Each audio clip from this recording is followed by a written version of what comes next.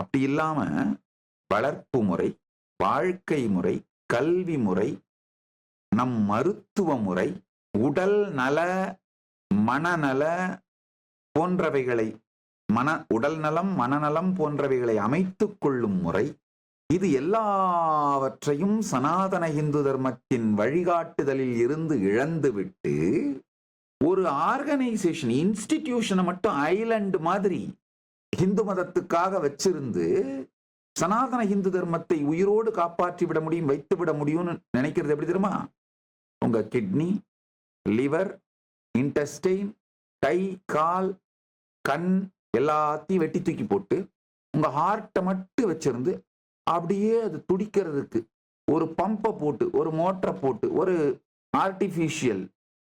Machines வச்சு அந்த ஹார்ட்டை துடிக்க வச்சுட்டு இருந்தா அப்ப நீங்க உயிரோடு இருக்கீங்கன்னு அர்த்தமா? ஆர்கனைசேஷனை வச்சு